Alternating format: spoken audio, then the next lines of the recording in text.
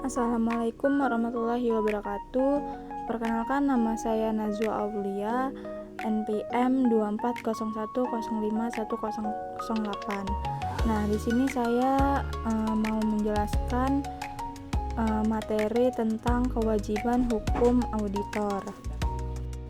Nah, di sini tuh kita akan memahami tanggung jawab profesional dan konsekuensi hukum yang melekat pada profesi akuntan publik dalam menjalankan tugas auditnya. Oke, kita mulai aja. Yang pertama yaitu apa itu kewajiban hukum auditor. Kewajiban hukum bagi seorang auditor adalah bentuk tanggung jawab penuh atas setiap aspek pelaksanaan tugasnya. Jika terjadi kesalahan yang disebabkan oleh kelalaian pihak auditor dalam menjalankan audit, maka akuntan publik tersebut dapat dimintai pertanggungjawaban secara hukum. Dalam praktiknya, auditor wajib mematuhi setiap peraturan dan tanggung jawab profesional yang berlaku.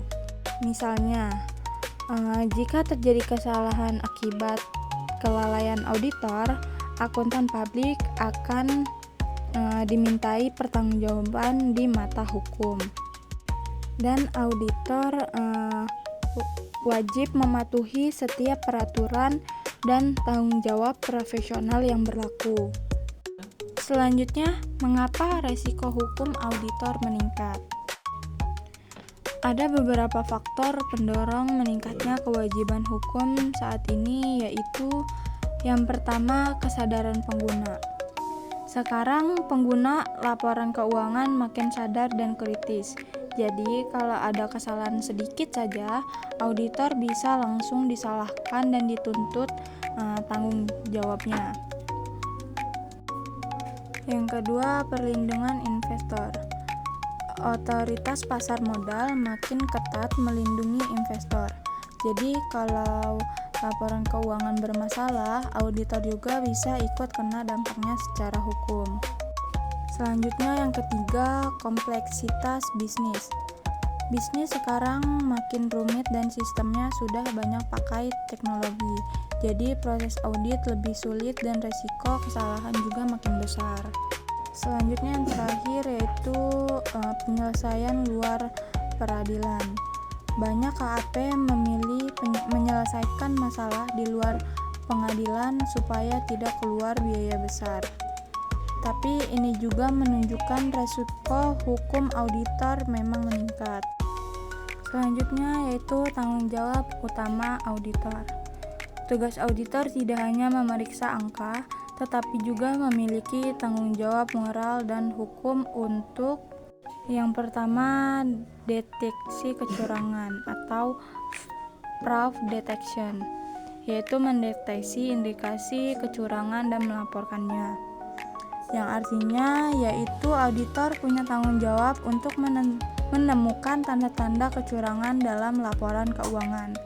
Kalau ada indikasi fraud, auditor harus melaporkannya sesuai aturan yang berlaku. Yang kedua yaitu kelangsungan usaha. Mendeteksi dan melaporkan jika perusahaan menunjukkan tanda-tanda ketidakmauan untuk meneruskan usahanya. Yang artinya auditor juga harus menilai apakah perusahaan masih mampu menjalankan usahanya ke depan. Kalau ada tanda perusahaan bisa bangkrut atau bermasalah serius, itu harus diungkapkan dan dilaporkan ke audit. Yang ketiga, mencegah salah saji, yaitu melaporkan potensi salah saji material dalam laporan keuangan yang dapat merugikan publik. Yang artinya auditor harus memastikan laporan keuangan tidak mengandung salah saji yang material.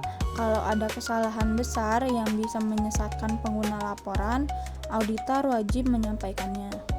Selanjutnya yaitu kewajiban kepada klien dan pihak ketiga.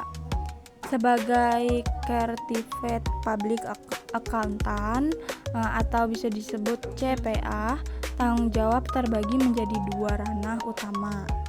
Yang pertama yaitu kewajiban kepada klien.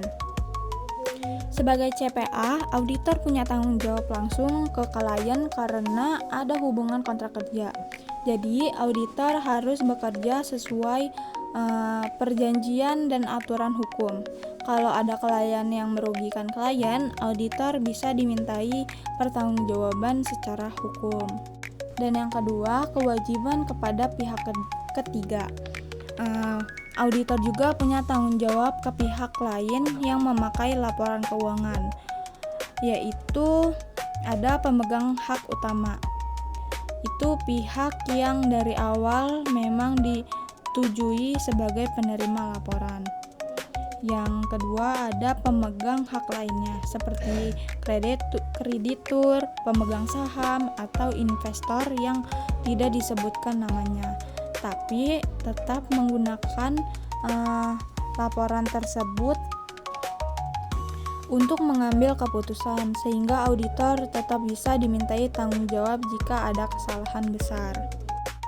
Selanjutnya itu ada aspek hukum, common law dan criminal liability. Yang pertama yaitu kewajiban hukum kebiasaan atau bisa disebut dengan common law.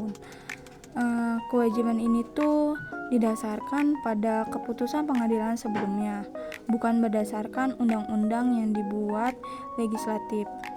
Yang kedua ada kewajiban kriminal atau criminal liability, yaitu terjadi jika akuntan publik terlibat dalam tindakan kriminal menurut undang-undang, seperti dengan sengaja terlibat dalam pemalsuan laporan keuangan untuk menipu orang lain. Selanjutnya itu ada saksi administratif akuntan publik. Berdasarkan PMK nomor 01/2008, jika ditemukan pelanggaran baik ringan maupun berat, auditor dapat dikenakan sanksi administratif berupa yang pertama yaitu sanksi peringatan. Ini tuh biasanya diberikan kalau pelanggarannya masih tergolong ringan. Auditor cuma diberi teguran supaya memperbaiki kesalahan dan tidak mengulanginya lagi. Yang kedua, sanksi pembekuan izin. Kalau pelanggarannya lebih serius, izin praktik auditor bisa dibekukan sementara, yaitu yang artinya auditor tidak boleh menjalankan profesinya sampai masa pembekuannya selesai. Yang ketiga yaitu sanksi pencabutan izin. Ini tuh sanksi yang paling berat. Kalau pelanggarannya parah, izin praktik bisa dicabut permanen jika auditor tidak bisa lagi bekerja sebagai akuntan publik. Oke, itu aja materi yang bisa saya jelaskan. Kesimpulan dari materi ini tuh, auditor memiliki tanggung jawab hukum dan profesional dalam menjalankan tugasnya. Jika lalai, auditor bisa dikenakan tuntutan dari klien maupun pihak ketiga seperti investor dan kreditor. Auditor wajib mendeteksi kecurangan, menilai kelangsungan usaha, dan memastikan tidak ada salah saji material dalam laporan keuangan. Jika melanggar, auditor dapat dikenakan sanksi perdata, pidana, maupun administratif hingga pencabutan izin praktik. Baik, itu saja dari saya. Sekian, terima kasih.